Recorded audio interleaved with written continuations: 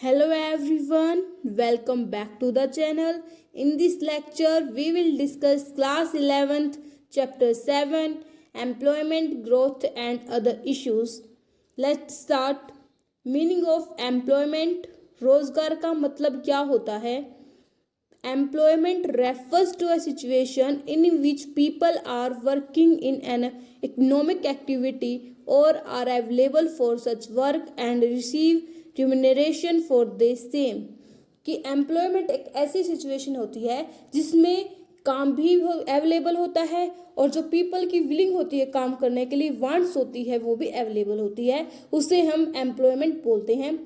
Types of employment. कि employment के types क्या क्या है? फर्स्ट है self employment. When a person works on his own और with the help of family members in his own firm, business, profession etcetera. Self employment होता है कि इसका खुद का रोजगार होता है. इसके अंदर एक ऐसा पर्सन जो खुद काम करता है किसकी, फैमिली की मदद से, जैसे खुद के खेत हो गए, बिजनेस हो गया या कोई और प्रोफेशन हो गया जिसका उसका खुद का वर्क होता है.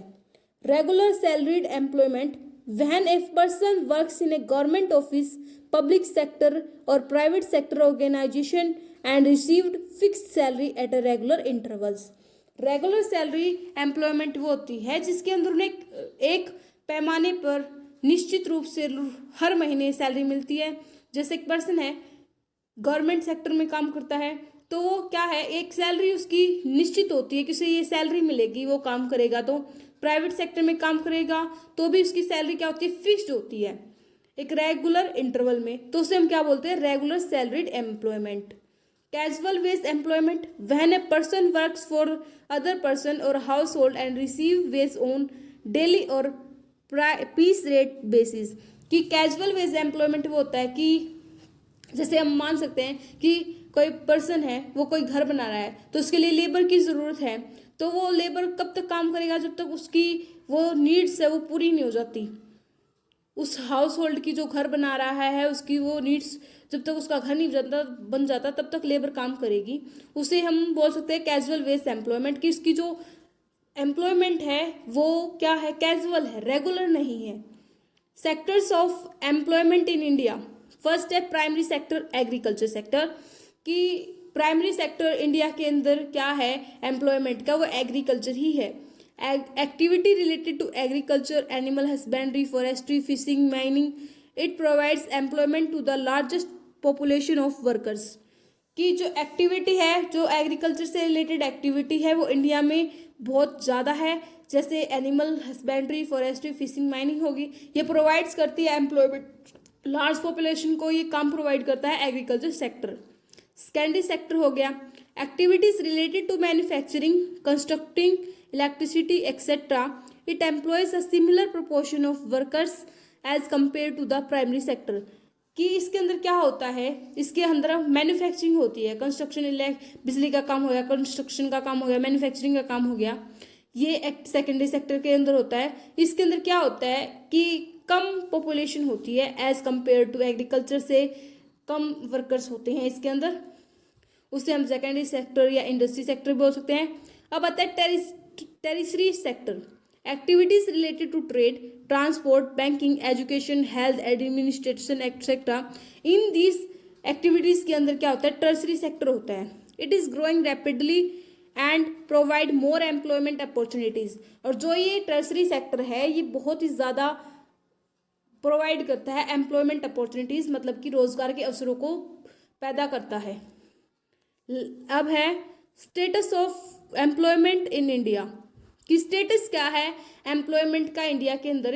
In India the problem of unemployment and under employment is very serious.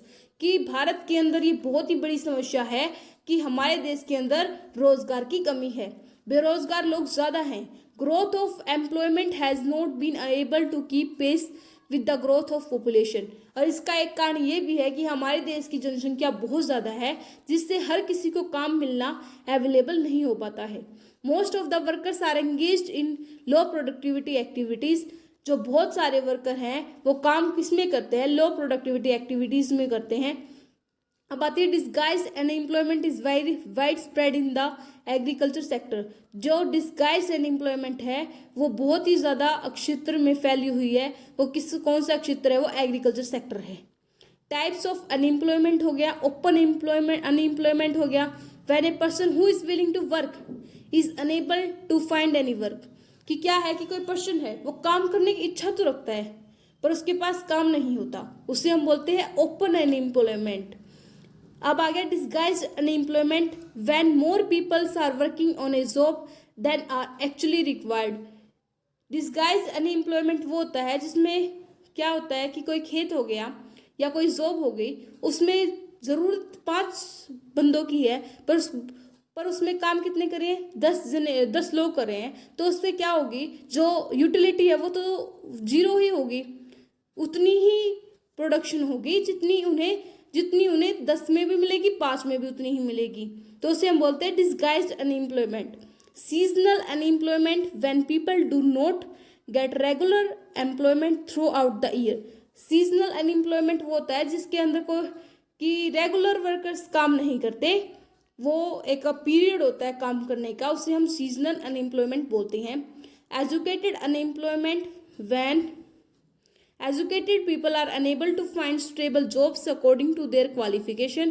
कि एजुकेटेड अनएम्प्लॉयमेंट क्या होता है कि एजुकेटेड पीपल हैं वो अनेबल होते हैं, वो फाइंड नहीं कर पाते अपनी वो जॉब्स जिनकी जैसी उनकी क्वालिफिकेशन होती है। अब आता है informal sector. A large part of the work force in India is engage in the informal sector. कि बहुत ज़्यादा अमाउंट में जो इंडिया की एम्प्लॉयमेंट है वो इनफॉर्मल सेक्टर में एंगेज्ड है। The jobs are not registered and do not provide job security, regular income, paid leaves, medical benefits etcetera. ये जॉब रजिस्टर्ड नहीं होती हैं, ये जॉब सिक्योरिटी के लिए भी प्रोवाइड नहीं करती हैं, जो इनकी ना ही इसमें रेगुलर इनकम होती है, पेड लीव भी नहीं होती, ना इन्हें इतना मेडिकल बेनिफिट्स मिलता है। एग्जाम्पल हो गया स्मॉल शॉप।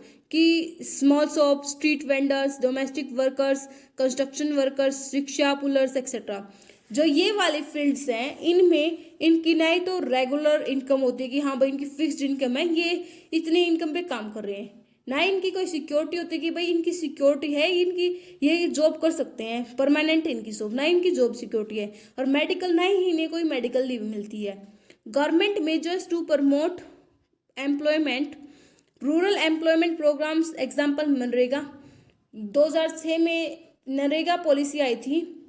2006 में नरेगा पॉलिसी को मनरेगा पॉलिसी कर दिया गया था। Promotion of small scale and cottage industries हो गई थी, जो प्रमोट किया गया था small scale and cottage industries को, जिससे एम्प्लॉयमेंट इंक्रीज हो जाए। डेवलपमेंट ऑफ इंफ्रास्ट्रक्चर, की जो विकास किया गया इंफ्रास्ट्रक्चर का। Skill development and vocational training, जो गवर्नमेंट ने इसके अंदर प्रमोट करना चाहा है, skill development and vocational training, जो काम आएगा इंक्रीज करने के एम्प्लॉयमेंट को। प्रमोशन ऑफ एजुकेशन, लोगों में बेहतर शिक्षा का प्रमोशन करना चाहा है गवर्नमेंट ने। एनकरेजमेंट टू सेल्फ एम्प्लॉयमेंट, कि गवर्नमेंट ने बढ़ावा दिया है रोजगार का, जो हमने पढ़ा था कि वो खुद का बिजनेस स्टार्ट करें, खुद की कोई स्कीम लाएं, उसके लिए। Suggestion to increase employment opportunities, कि हम जो एम्प्लॉयमेंट के अवसरों को कैसे इंक्रीज कर सकते हैं। Rapid economic growth to create more job opportunities, जो यदि हमारी इकोनॉमिक ग्रोथ ज़्यादा होगी तो मोर जॉब अपॉर्चुनिटीज़ बढ़ेंगी। Development of labour intensive industries भी हो सकता है। Improvement in the quality of education and skill development, यदि हमारी क्वालिटी ऑफ एजुकेशन होगी तो हमारी एंड स्किल डेवलपमेंट करेंगे तो हमारी एम्प्लॉयमेंट बढ़ जाएगी। Better implementation of government policies and programmes, यदि गवर्नमेंट की पॉलिसीज़ हैं उनका अच्छे से प्रयोग किया जाए तो हमारी एम्प्लॉयमेंट रेट है वो बढ़ जाएगा। Encouragement to entrepreneurship and startups, कि हमारे जैसे बिजनेस वगैरह हो गए या कोई नया स्टार्टअप करना चाहे, यदि उसमें हम बढ़ावा करें तो हमारी जो एम्प्लॉयमेंट रेट है वो भी इंक्रीज होगी। Conclusion, employment is essential for improving the standard of living and overall development of a country. India needs to focus on creating more and better quality jobs so that its growing population can be productively engaged. जो employment है वो ज़रूरी है improve करने के लिए standard of living and development of a country. ये जैसे इंक्रीज इतना नहीं करता कि स्टैंडर्ड ऑफ लिविंग को इंक्रीज करे, ये हमारे देश के लिए भी विकास करता है। इंडिया को ज़रूरत है कि क्वालिटी वाली जॉब्स को लेकर आए और जो पॉपुलेशन है वो एंगेज करे उन जॉब्स को। Thank you.